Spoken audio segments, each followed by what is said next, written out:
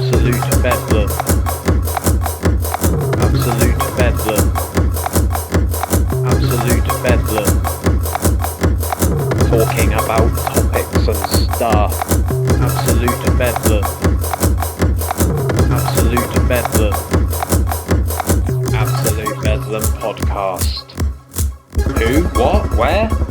Why? This is Johan Saul from Your Future is Metal, and you are watching Absolute Bedlam podcast.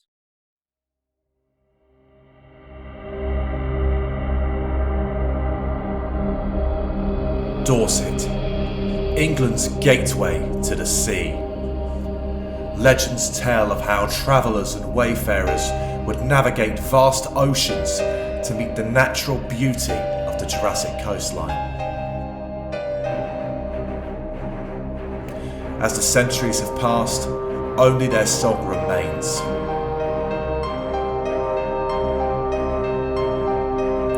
Absolute Bedlam are proud to be sponsored by Shanty Spirit, the taste of the Jurassic Coast.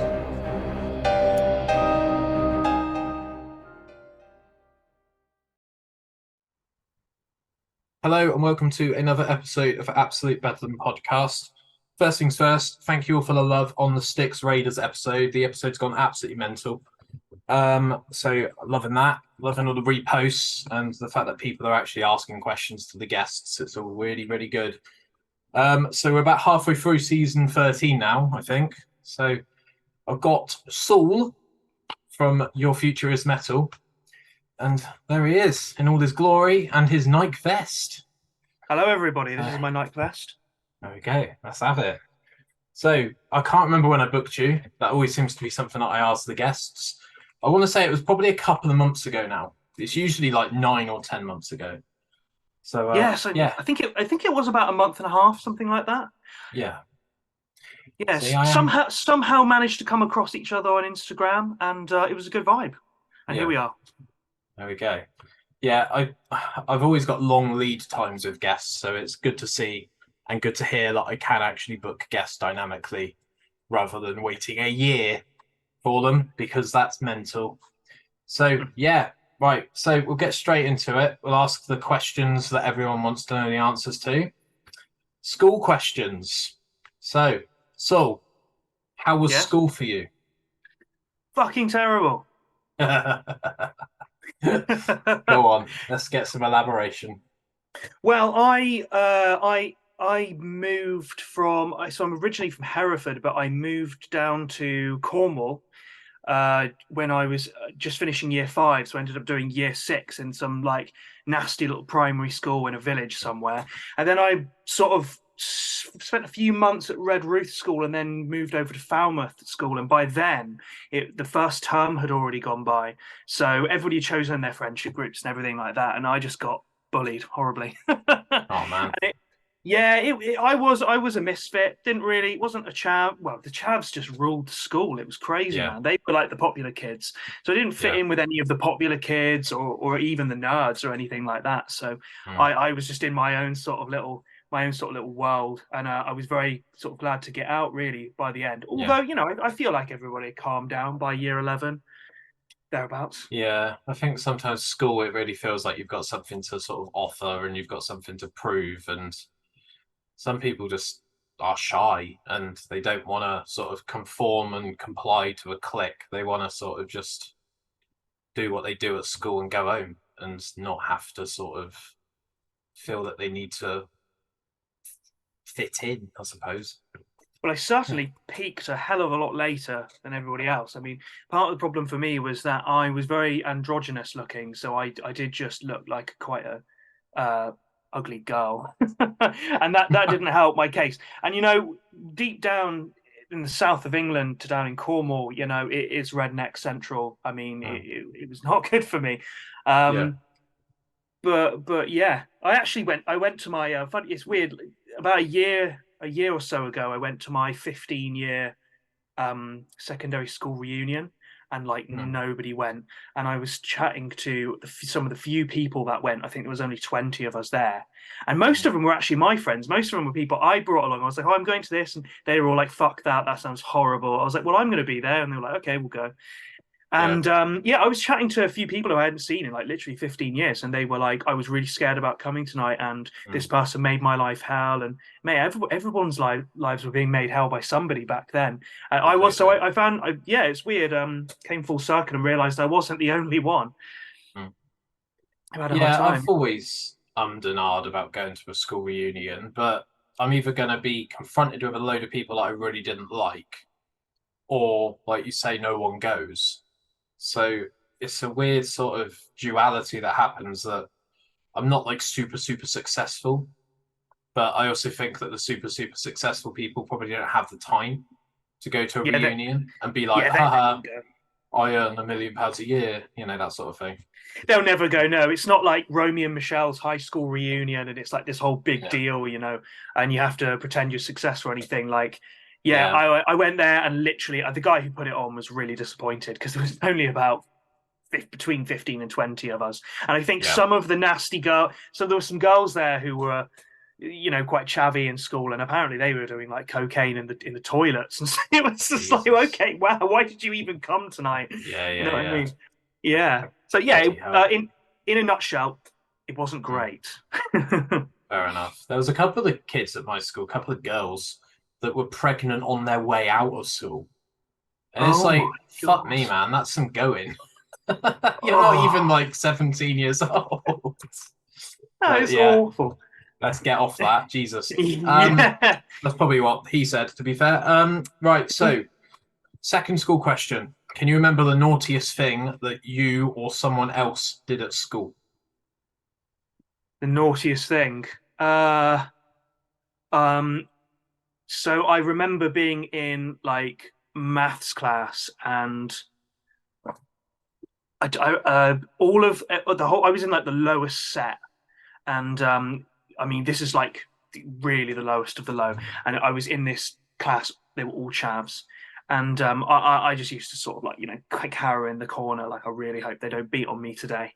And just this one lesson we had where everybody was pretending that they were on pink champagne and sort of like being really unruly, and the teacher actually just sent everyone out of the class, every single person except me, and he tried to show up to some of their houses to speak to the parents, on the council estate, and the parents having none of it. They tried to shut the door on him, and apparently tried to put his foot in to keep the door from closing, and that didn't go down very well, and he ended up having a nervous breakdown, and he retired at that point.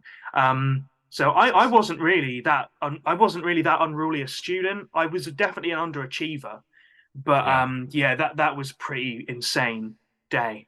Every single person being sent out of the class, and then the teacher having a nervous breakdown. That's one thing that that sticks in my mind. That particular day. Yeah. I think I've probably gone through this a couple of times now, but I remember in religious education, we had a slightly unhinged teacher. And we were clicking our pens.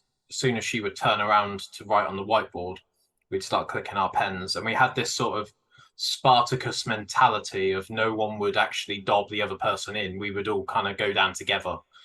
And I remember her getting so annoyed with us clicking our pens.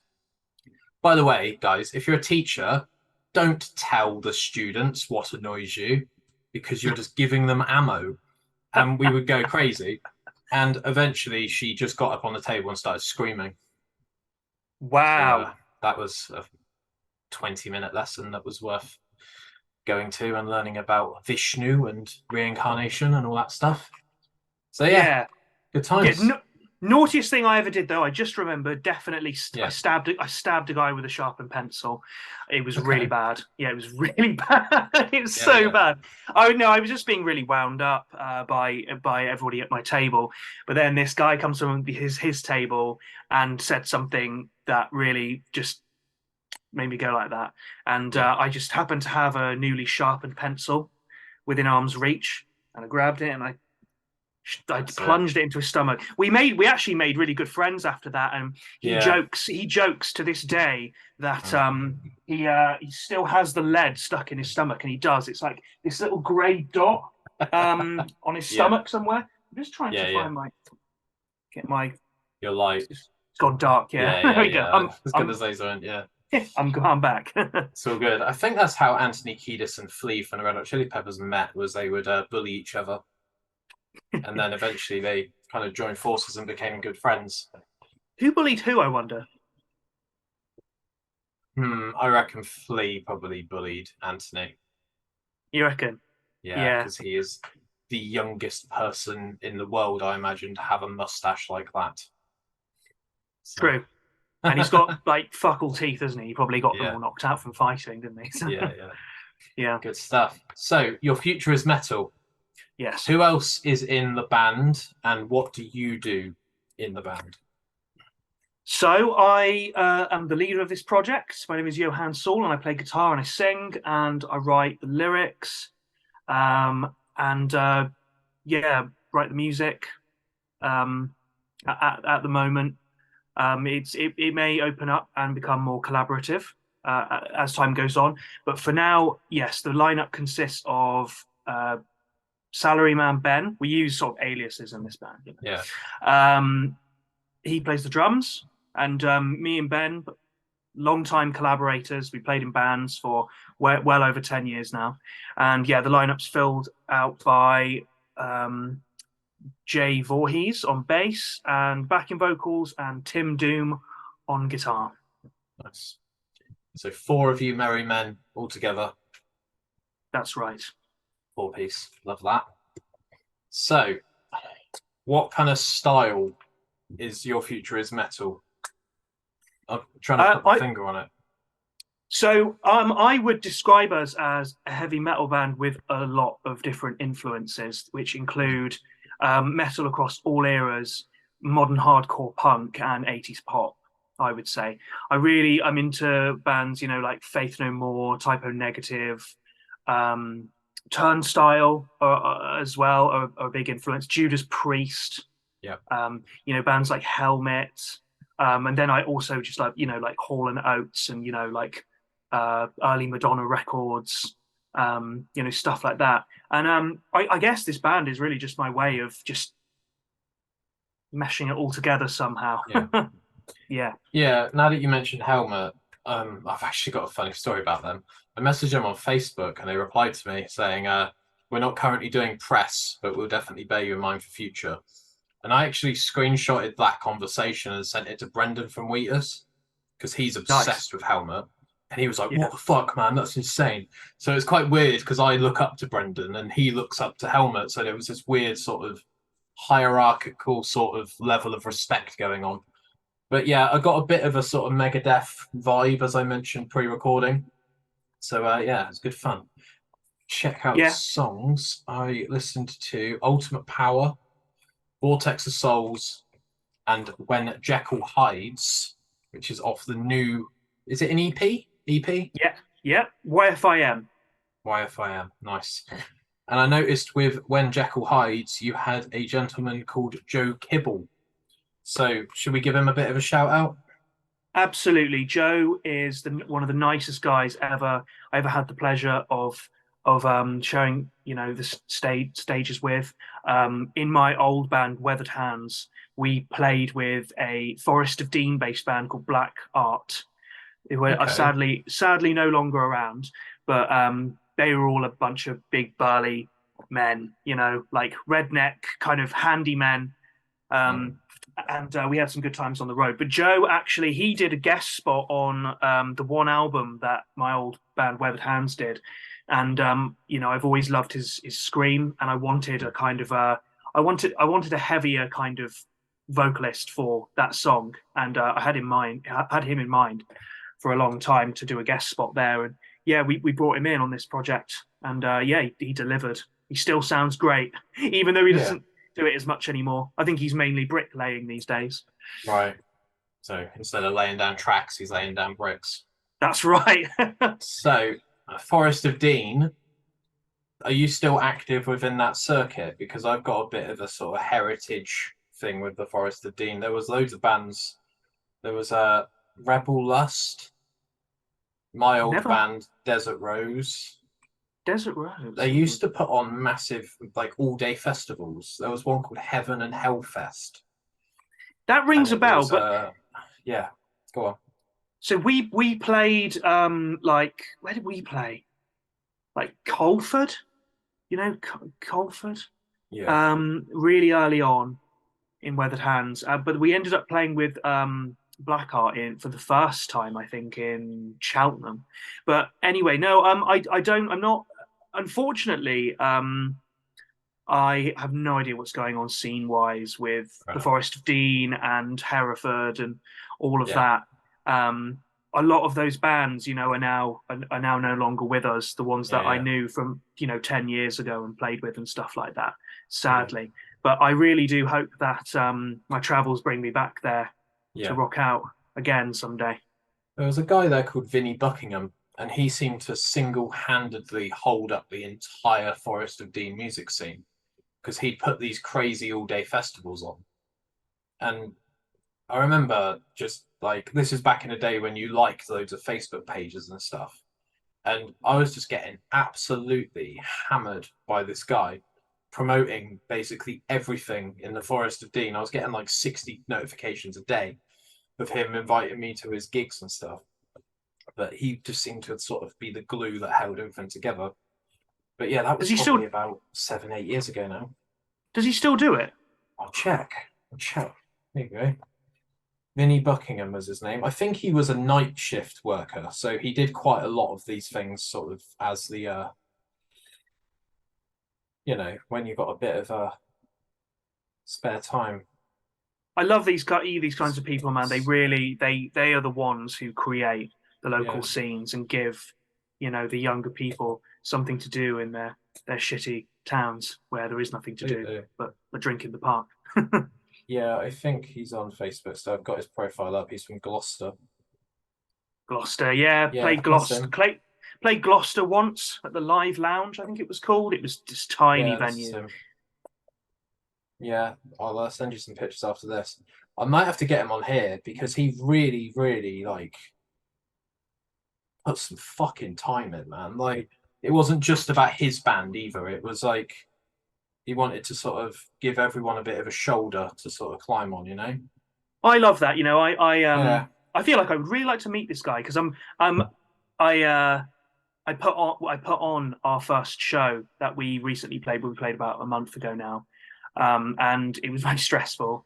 Mm. And I realize how stressful it can be putting on shows. So Oh yeah. for him to put that amount of time in, yes, you have to Yeah, introduce us sometime because I will I'm do. looking for Yeah. gigs at the moment and promoters and such. Yeah. It's cool. I've got a couple of promoters down here in Bournemouth sort of area. I can hook you up with all that sort of stuff. But it was Please. quite weird to see a promoter that gave so much of a shit as someone like me who used to put gigs on. And it was quite weird. It was like the sort of Spider-Man meme of like, you. And it was like a reflection of yourself sort of thing. And it's cool when people just do it because it's fun. It's not necessarily financially motivated or it's I want to support the cancer bats and I'm going to use all these other bands to get me to that destination. It was just because it's fun and for the love of it.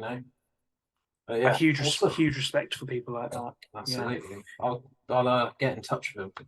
So, right, your future is metal. Do you prefer to write music, record music, or play live to people?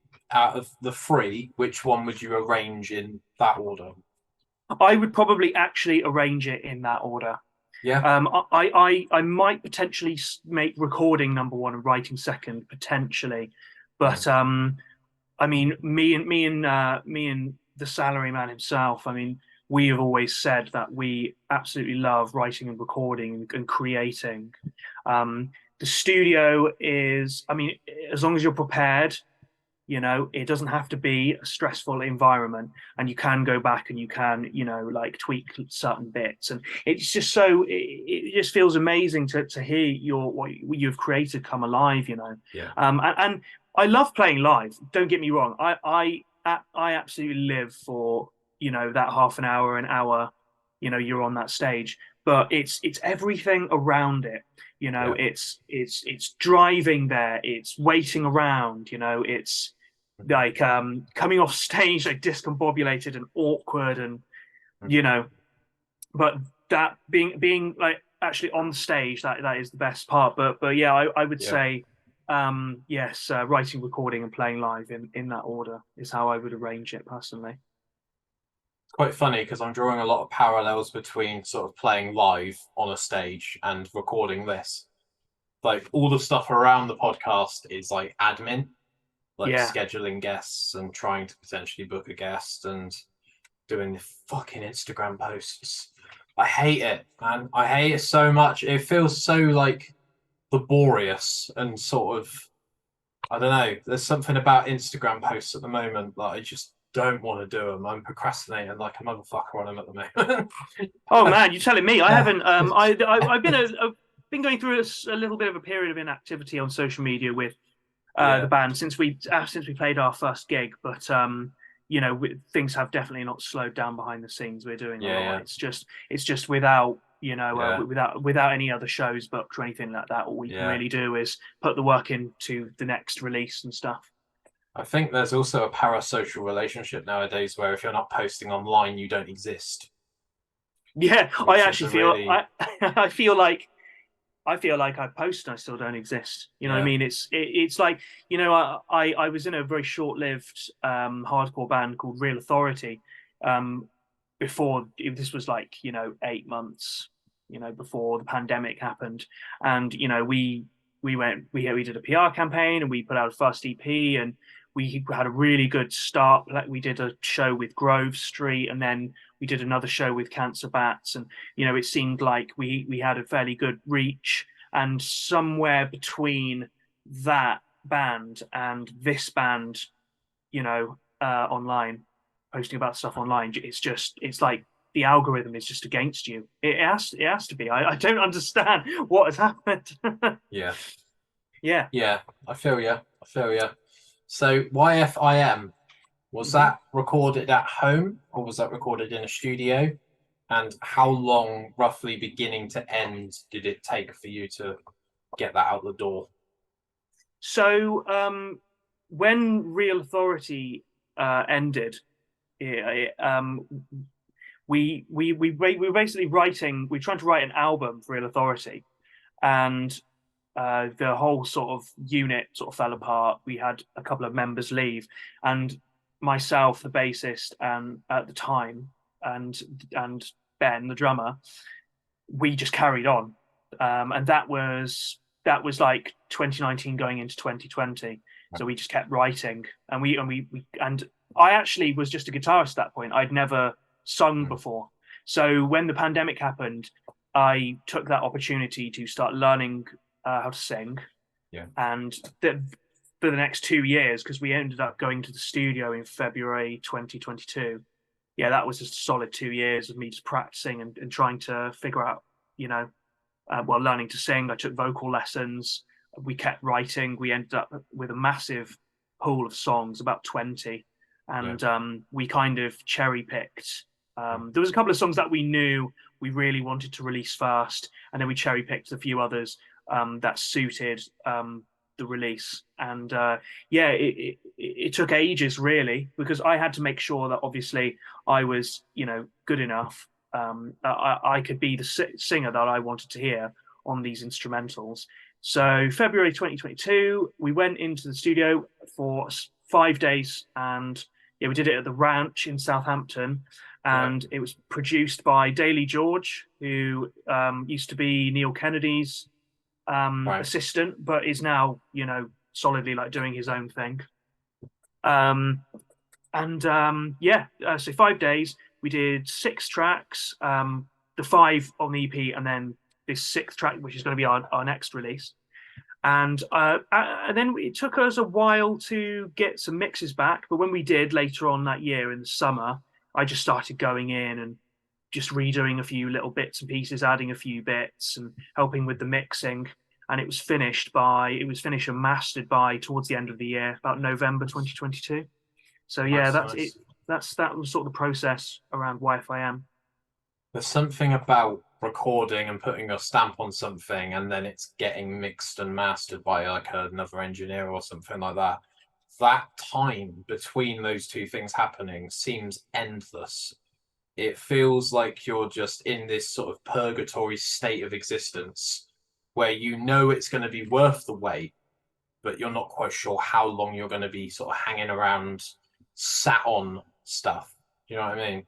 Oh man, I am with you. I mean, I'm living that right now because Yeah.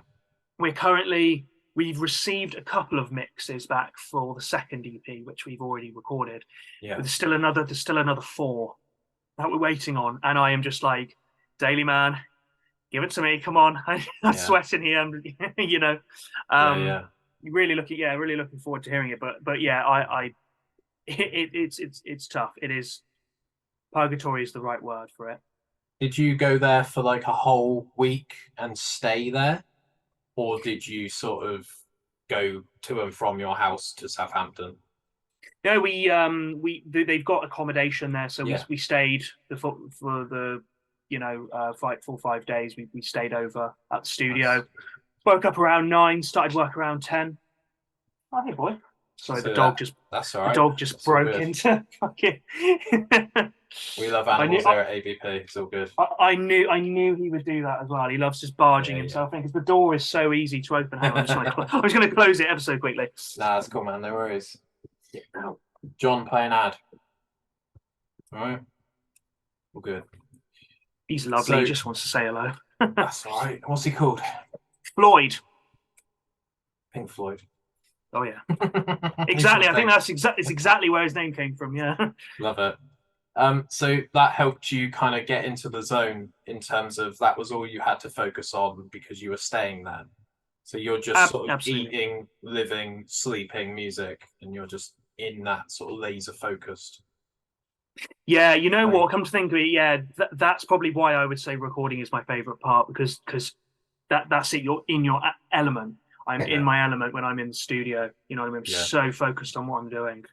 I love recording as well. Yeah, I don't really like playing gigs that much, but yeah, it's nice. So we've got 9 minutes. So I'll ask this question now. It's quite a deep one, so answer it as honestly or as blasé as you want. It's completely up to you. It's your episode. But what keeps you motivated to keep writing music / do the band thing? What keeps you waking up in the morning and wanting to still sort of churn away? Yeah, so I think that I think it's the fact that I'm a Taurus. I'm just so fucking stubborn. When I was 15 years old, I decided I wanted to be a musician. I wanted to play guitar, and I flunked my exams on purpose. And I kind of just haven't really been able to, stop. It's always been, what am I going to do next? And setback after setback, or whatever. I still get up and keep going. And honestly, I don't know. I don't know what motivates me at this point. I think it is just that the fact that I'm so stubborn. And I'm like, no, this is what I'm gonna do. This is what I decided to do in my life, and I'm gonna fucking do it. But I do love it. It's just you know what the music industry can be like, unforgiving, Absolutely. cold. You know what I mean? I don't know. I just the idea. I don't think I can ever put it down because the ideas just keep coming, and I've always got these instrumentals and these riffs that I feel I could do great things with, that I want to and that is what motivates me ultimately to because I have all of these ideas, and they don't stop coming. So what's the notes app or sound recording app on your phone like? I bet it's just full of ideas. Absolutely full to the brim. And not just those 2 apps, also the Loopy app, Loopy HD. Right. Here's a little musician's tip: get Loopy HD. It is a looping app. I tend to write my songs by recording riffs into Loopy and just building up parts and then arranging them after. And that's also how I write a lot of my solos as well. I'll just punch in the click, the time signature, and the amount of bars. It's sort of a little light goes around with a wheel, and when it gets to 12 o'clock, it starts recording, and then you're away. And then I've just got like a rhythm track playing, and then I just start soloing and coming up with ideas. But yes, Loopy HD, it's worth its weight in gold. It only costs about £5, I think. Oh yeah, it really is. Loopy HD. It's brilliant. Oh yeah. Bloody hell. It's crazy what we can do with our phones, isn't it? It is. It's great. That is like my favorite app. I was very upset when my old phone died and I couldn't transfer my loops to my new phone. That was fucking devastating. I had to actually go on my broken phone and try to recreate all of my favorite ones. And I've still got my old phone, which it barely works. That I to take out so I can unearth these ideas. Should the well run dry in the future? God forbid. God forbid. God forbid. Yeah. There we go. So we're going to go to a quick break. I will need you to just stay on this meeting for 2 seconds because I've already forgotten to fucking do something. So bear with. John, play an ad, and we'll be back in a sec. Cheers.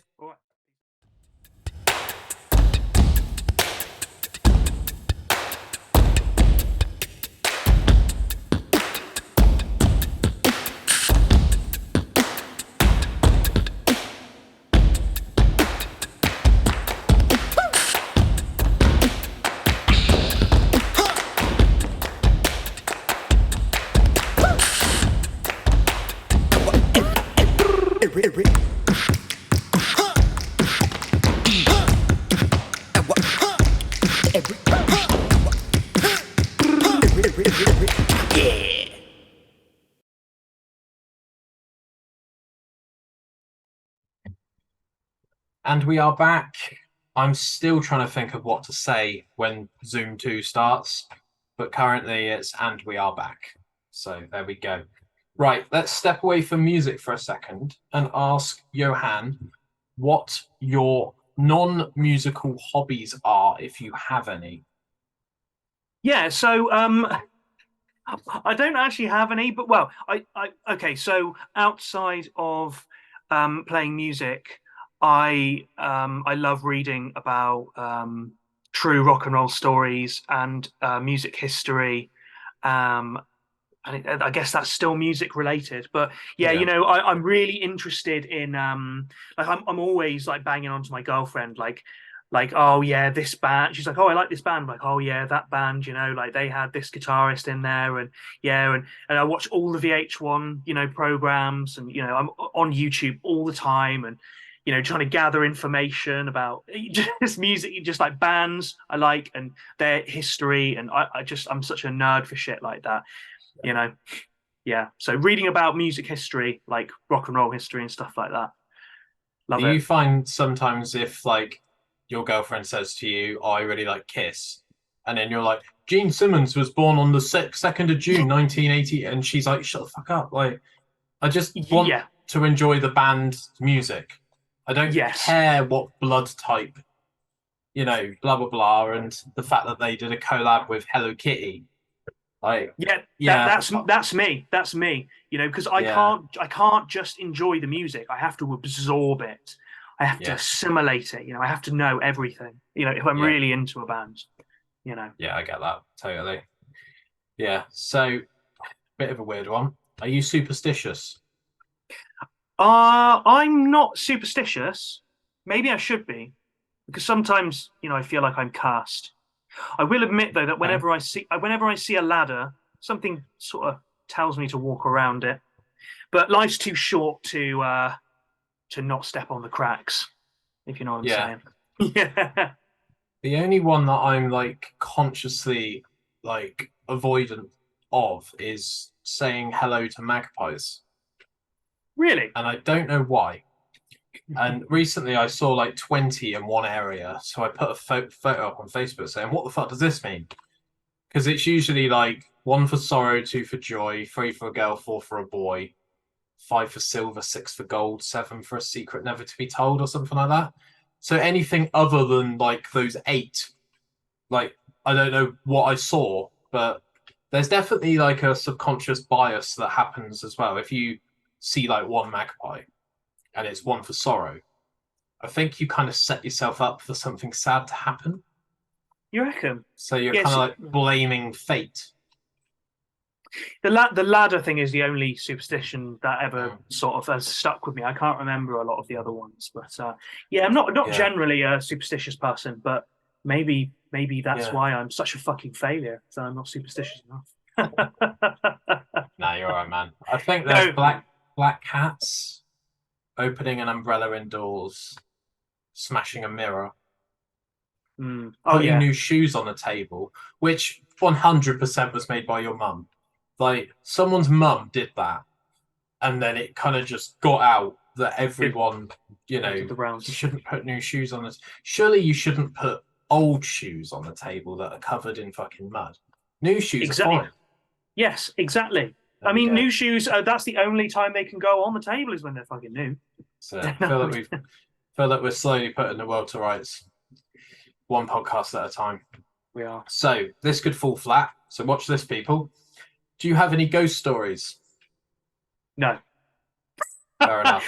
I'm a massive horror film fan. I should have added that to my hobbies, but no. Funny enough, I don't have any ghost stories. Yeah. So this is just an idea at this point, but I want to get a team of skeptics and a team of like YouTubers, musicians, Twitch people. Next Halloween, I want to do a massive UK meet, and I want us to all go into a haunted house and just see what comes out the other side. Sounds like the premise That's what I wanna do. sounds like the premise to Night of the Demons. I would love to be like proved wrong. I would love to actually have a ghost story. Like I would love to have been touched by something like that. But not yet. So yeah, let me know when you do that and I will I'll happily join in. Absolutely, let's do it. Awesome.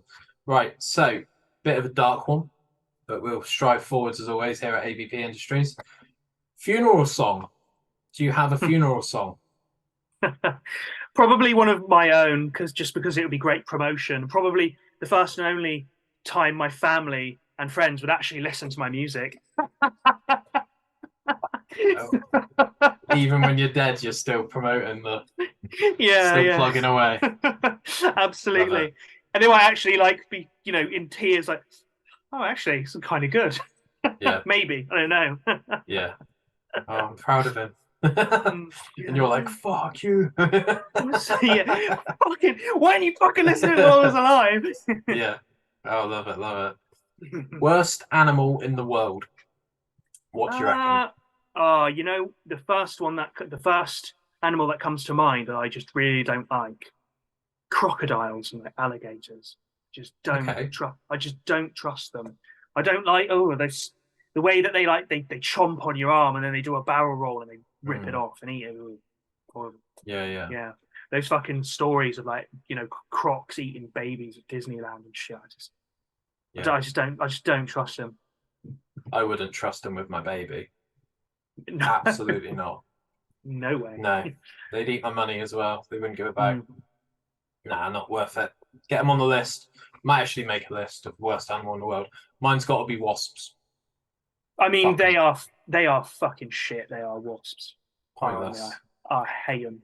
And this is a guy with a beehive in the background, but wasps can fuck off. Yeah. On the flip side of that, what's your favourite animal, and what's your favourite animal noise? The bull, man. The fucking bull. You know, that's my creature, my guy. I'm rooting for the bull in the matador fight, man. I have absolutely no sympathy for those Spaniards. And as for animal noise, I don't know. There's just something about the purr of a cat that relaxes my stress and anxiety. Yeah. So I would have to say a cat's purr for animal noise. Have you got a cat or have you just got a dog? Oh yes. Oh, he's beautiful. He is. Omen is called. Yes. Well, I mean, he's not my cat. I mean, I live with my girlfriend and her family, in like Dagenham, and so it's their cat and dog, but mine by default. Omen though, he's a big boy, ginger, incredibly good looking cat. But he doesn't have as much interest in people as he does the dog. Like Floyd and Omen are bros. Like just earlier today, Omen was having a fight with a black cat in the garden, and Floyd just ran downstairs and ran out into the garden and chased his cat away. Yeah. They're double trouble. They can coexist, cats and dogs. Yeah, Yeah. definitely. Oh, and he's got a lovely little web, like his arm is all. He's got like a webbed armpit. Right. Yeah, he's so lovely. Yeah. But he gets hair everywhere. What we'll do is we'll get some pictures of Omen, and that will be the Instagram post for this episode. I'll Just send you some. pictures of your cat. I've got fucking loads. I got I'm loads of sure. pictures of Omen. I'm Yeah. sure. Love it. Right. Weirdest place you've ever slept? Well, I used to live in guardianship property, so at one point I did call East Ham Job Centre my home, and that was sick. But apart from that, I did sleep in a van in an Oldham car park, and I just feel like emotionally and spiritually I never left that place. Like it was so weird. Like we played this gig in Oldham to like fucking no one. Yeah. Way back when we were in Weathered Hands. This was with the Black Art Boys, by the way. And so I slept in the front of the van with the gear stick up my arse, and our like guitarist had gotten off with some girl and he stayed over her house that night. So prick. He was like, I'll get us a place to stay. Yeah, boys. Yeah, no worries. I'll be back. Got in a taxi with this guy. Didn't see him for the whole night. He comes running into the car park, like waving at us. I could see him in the side bin, like prick. And it just felt like we were there for ages, like days. But the reality was we were there for like a day. But it was just, I just keep coming back to this car park, man. And the van wouldn't start. So we had to like push it down this car park, which was on a slope. But there was like a dual carriageway down the bottom. And, the guitarist of Black Art was like, all right, give him a push and I'll jump start it. Like, what if it doesn't start? Well, we'll tackle that when it comes to it, Shag. Fuck that. Oh my God, that's insane.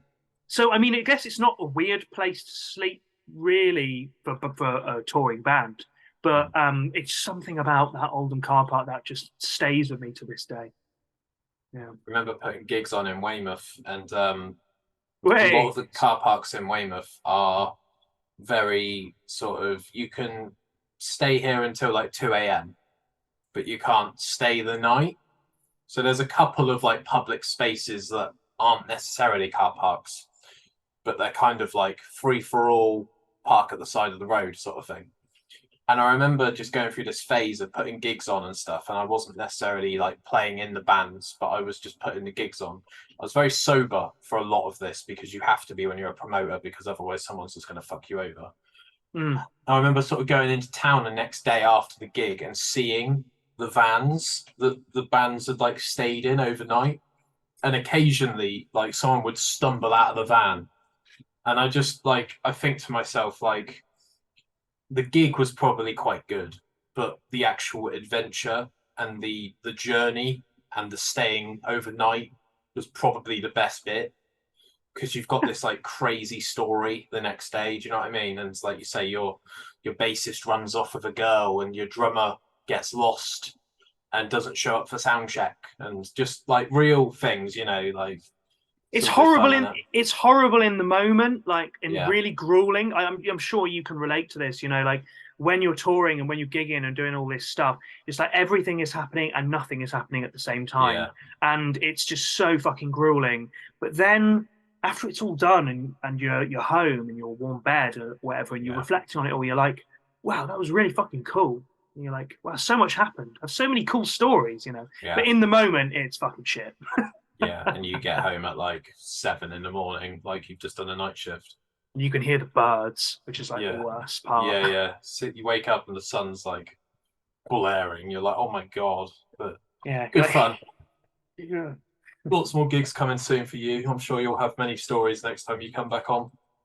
I hope so. Yeah.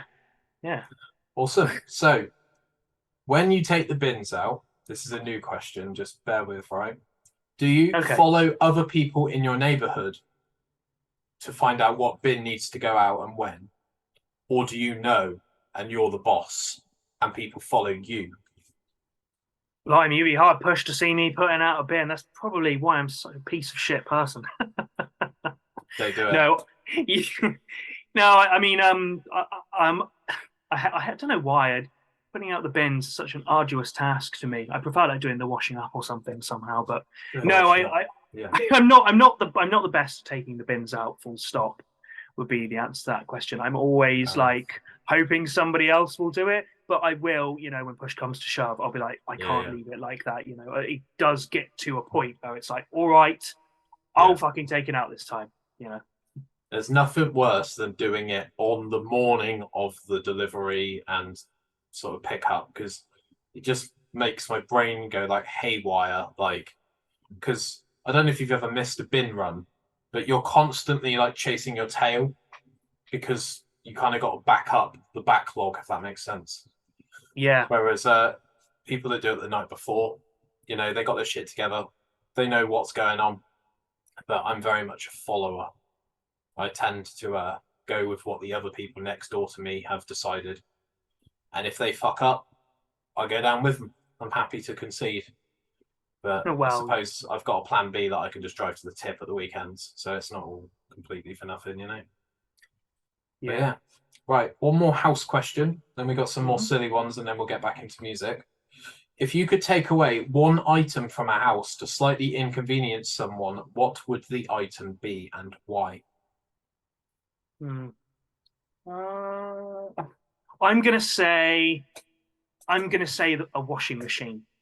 Yeah. So everyone will have to wash their clothes manually in the bath with detergent, with a stick, just like stirring it. I mean, I went through a phase when I was younger, about 10 odd years ago, where I was obsessed with keeping all of my shirts and my t-shirts and everything in mint condition. So I actually used to like wash my clothes in the sink manually.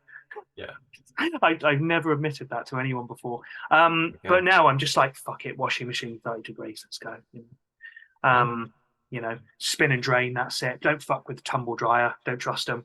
But I would probably say the washing machine, because that would just be hilarious. Just like somebody just stirring a bath of socks. Plunging everyone back into the dark ages. Exactly. Yeah, make them remember. I'll try and get my editor to do this, but we've got a current sort of subconscious list of things that you don't trust. We've got alligators, and we've got washing machines. And I'm interested to see if we can get a third one to add to the list by the end of this episode. So let's go from that. Let's see what we can come up with. First ever phone that you can remember owning? That would be, I'll never forget it. It was the orange Walkman phone. Don't know if you can remember that one. In fact, Sony Ericsson. That's right, the Sony orange Walkman phone. And I actually think I've still got it. I'm a bit of a hoarder. I've got and I'm a little sentimental sometimes too. I think I've still got it at my dad's somewhere. It barely works, but I had like 2 AC/DC songs on it and everything. Yeah. You had like a 16 megabyte capacity on your storage, and you had to really think about the songs that you wanted on there as ringtones and stuff.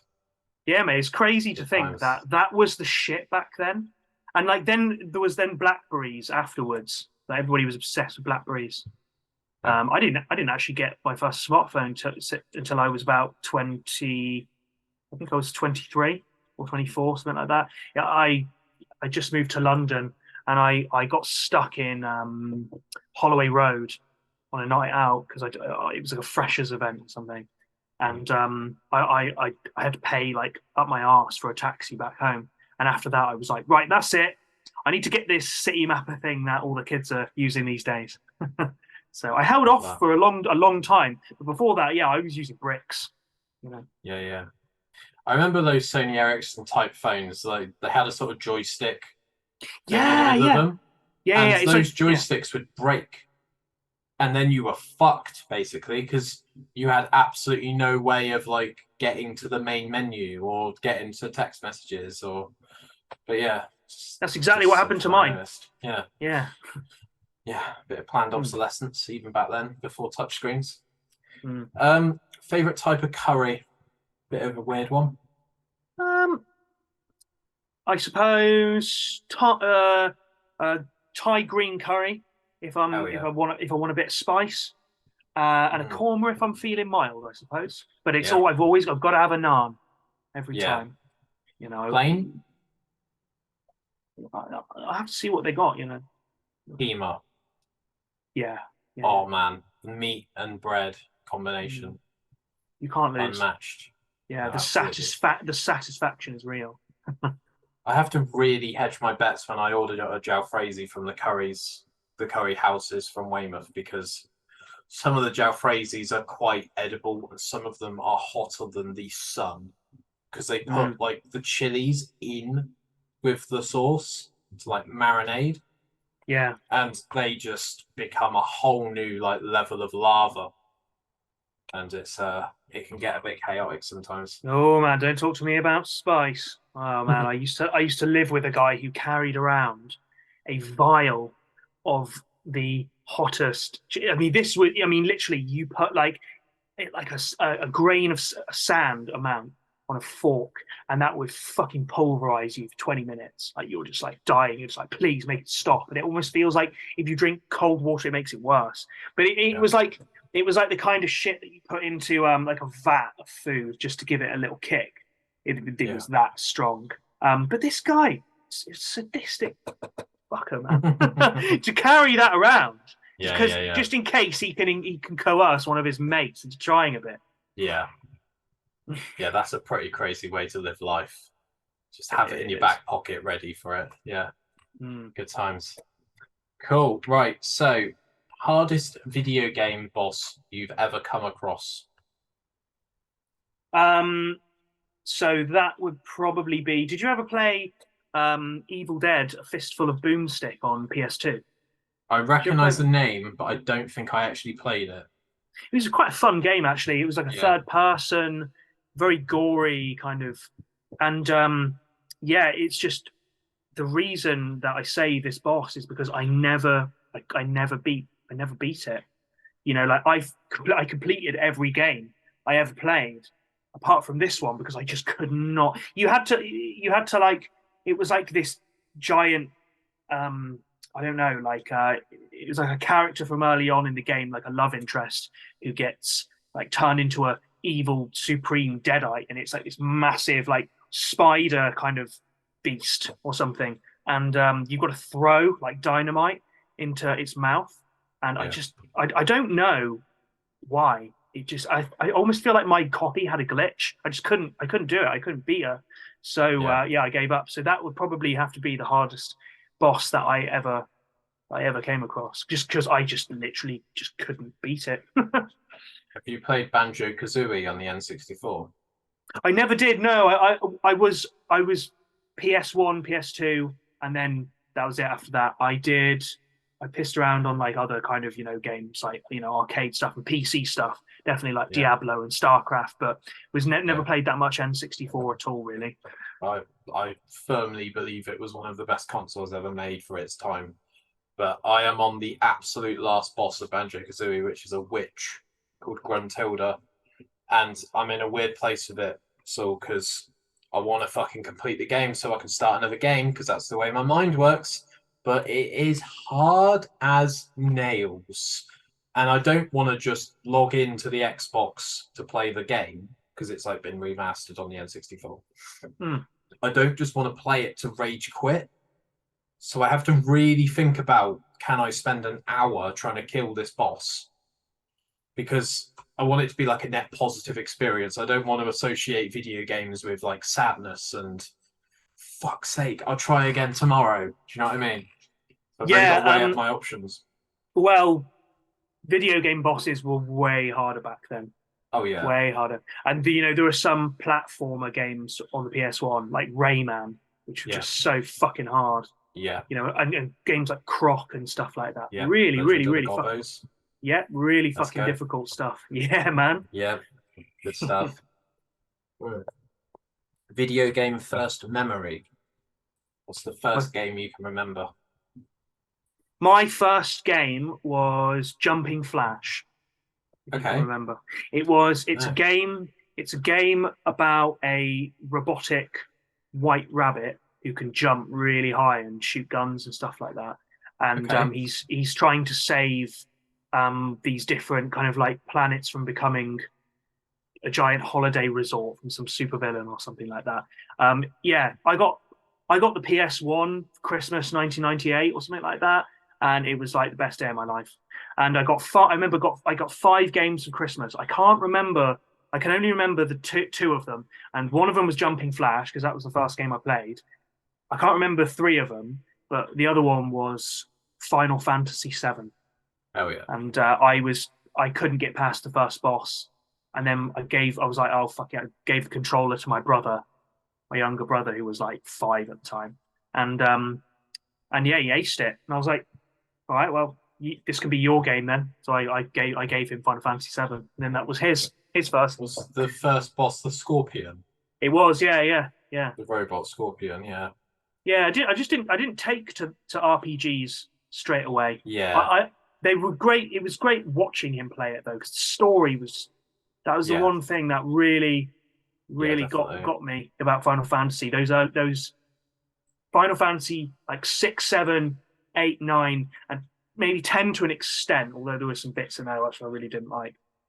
Just story wise, just absolutely loved it. Just really got into that. Yeah, and the music as well. In fact, my younger brother, he has a YouTube channel, and it's all really well produced video game soundtrack covers. He's covered Chrono Cross, Final Fantasy, across all of the Final Fantasy games, loads of stuff. Really good. Check it out. Andre Kane. Yeah, what is it? Kane, sorry. Andre Kane. So Andre is in Andre the Giant, and Kane is in Kane the wrestler, the Undertaker's brother. And he'll come up. Really good stuff. Check it out, guys. The Big Red Machine. Love it. Mm. Right, so I was gonna and ah about doing a top 3 anime list because I could answer that. I could answer that, yeah. So before we do that, Your Future is Metal. Where did that come from? Let's tell the listeners. Yeah, so I used to get my parents to rent VHS tapes. This was back when they were still a thing, back in the day. And I was always renting horror films, much to my younger brother's displeasure because he just couldn't hack the crazy Japanese stuff. There was one film that evaded me. It was called Tetsuo the Iron Man. I was like, I hope I get to watch that one day. Fast forward well over a decade and a bit later, I was trying to come up with a name for this band. And I was like, I'm just going to check out all the stuff that I love, all the stuff I like, see if there's something in there I can figure out. And I watched Tetsuo the Iron Man finally, and there's a scene in it where the main character, the salaryman,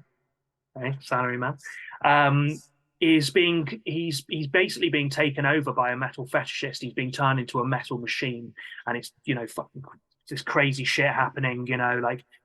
He's just morphing into this mess of like metal, and he's trying to resist it. And the metal fetishist says, "Fuck you! Do you not understand? Your future is metal." And I thought that is sick. That is so sick. I've got to use that for something. Yeah. And it ended up being the name of the band because I'm a massive metal guy, and everything I do is going to have a heaviness to it. And it seemed like a different kind of name as well. Maybe not just a name, but a statement as well. Everybody's called the something, or it's one word, or it's 2 words. But this is just it's slightly longer. It's a little bit different. So yeah, that's why I chose it. That's how it came about. What I want to ask you though is, so you told me that. So you thought the name came from an anime. Which one was that, if you don't mind me asking? I think you mentioned it in a previous podcast. I think it was Ghost in a Shell or something Ghost in a like Shell. that.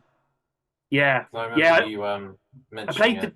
I played the demo of the game for Ghost in the Shell, but I never actually watched it. So I think I'm going to check that out now. So Ghost in a Shell, Akira, and 8 Man After were my top 3 animes because I watched them on VHS with my dad.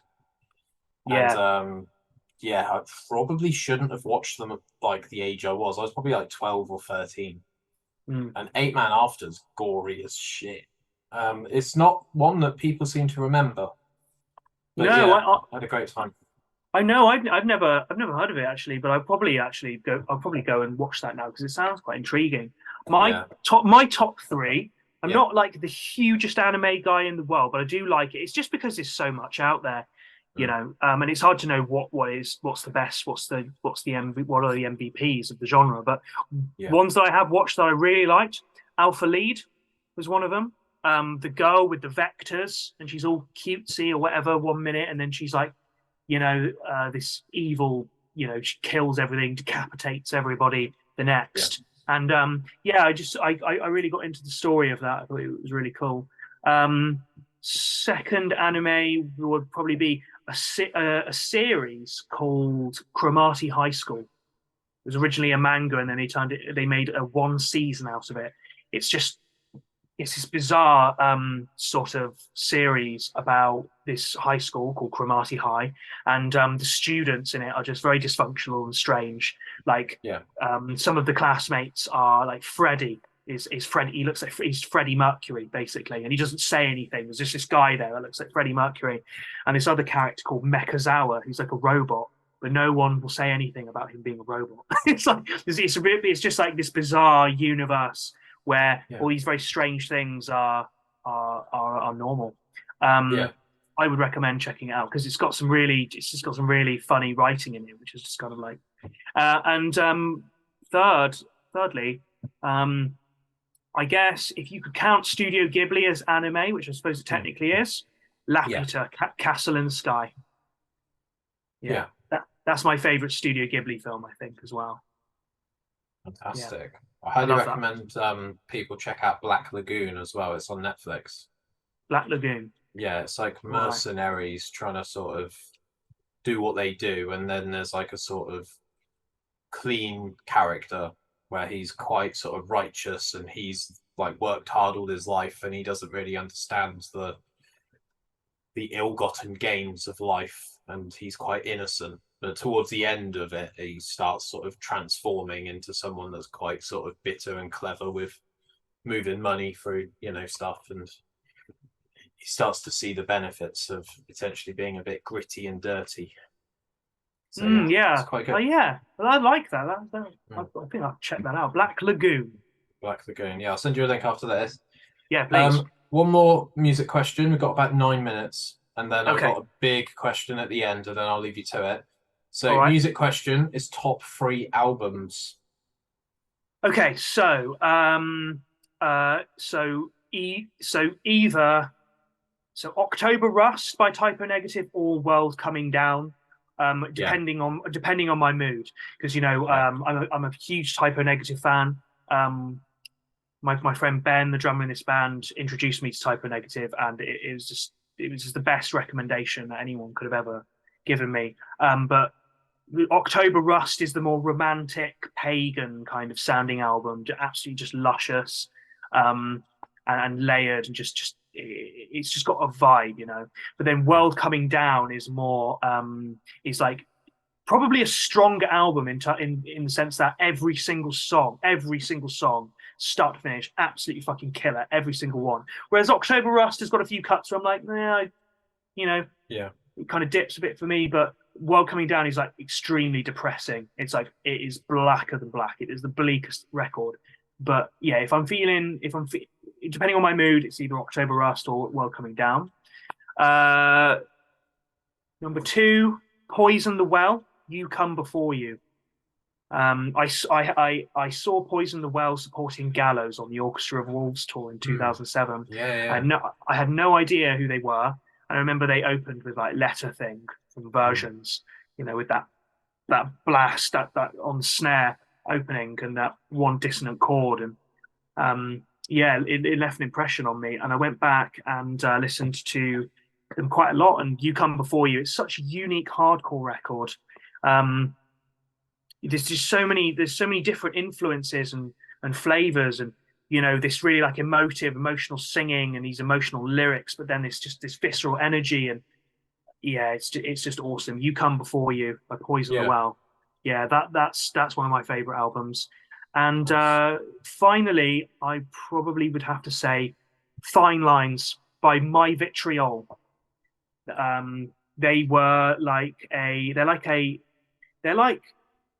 they kind of sound like Nirvana meets My Bloody Valentine. They were called New Gaze, and so they blew up in the early noughties, and they did this one incredible album. It's just amazing textured, kind of like almost like rock shoegaze kind of record. And the vocalist and sort of band leader, frontman, apparently just couldn't handle like the music industry and the pressures of putting out a record. Like I think it seems to me like he was quite hard on himself about it had to be perfect. And from what I know about that album, a lot of the songs were written in the studio, and I just think it's perfect. I just think it's a perfect album. Fine Lines by My Vitriol. So those are my top three.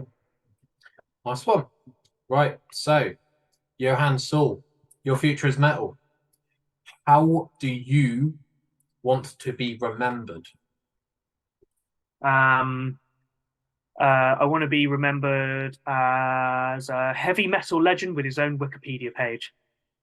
Because I suppose when I was a kid, and I was getting into music and playing guitar and like reading about all of this rock music thing, I was just reading Wikipedia pages, and I think I always hope that one day I might be able to leave some kind of a legacy, enough of a legacy to be able to have one written about me. So hopefully I could take my music places and make that happen one day. But yeah, that's probably how I would like to be remembered. Nice one. So YFIM is your most recent release. You've got some more music on the way, and you're active on all social media. Is it Instagram? Is that your main one, or have you got other stuff as well? Yeah, so Instagram at Your Future Is Metal, Facebook at Your Future Is Metal, Twitter YFIM666. Okay. Yeah. Nice. Yeah. So those are all the handles that we're on at the moment. Waiting to see what happens with this Threads thing, because Twitter looks like it's X now. I don't know. It's dying a death, isn't it? Yeah. Cheers, Elon. Yeah, I tweeted the other day. Elon Musk is currently the only person in the world that can afford to shop at Waitrose. So follow me on there if you want. You're not wrong. You're not wrong. There we go. Fantastic. Well, it's been a pleasure speaking to you. I know that this one feels like it's taken ages to kind of come together, but it was lovely to actually speak to you outside of Instagram DMs. I absolutely loved it, man. I really enjoy doing stuff like this, and thank you for having me on. No worries. We'll get you on in like 6 months, and we'll see how YFIM's going. All right. Absolutely. I'll be happy to do another. All right. Yeah. Nice Cheers, one. guys. Thanks for watching, listening, viewing, subscribing, doing whatever you do. I appreciate it. And see you on the next one. Cheers, guys. Absolute Bedlam. Hey guys, it's John here from Absolute Bedlam. We just wanted to take a moment to introduce you to our brand new Patreon. If you head over to Patreon now, you can get access to behind the scenes footage, ad-free content and episodes. You can even send your own requests in terms of the content you would like to see us create. All of this is available to you and more. We've got free options available to you as a patron with us. If you just want to support what we do and help build the Absolute Bedlam experience, a small fee of £1 a month, you can do just that. If you want to get access to that ad-free content, those ad-free episodes, for £5 a month, you can join the Hive. And if you want all of that and more behind the scenes footage, commission works with us, live Q&A sessions, for £10 a month, all of the madness, all of the chaos of Absolute Bedlam will be yours. So head over to Patreon now, become a patron, and join the Hive. Absolute Bedlam podcast. Who? What? Where? Why?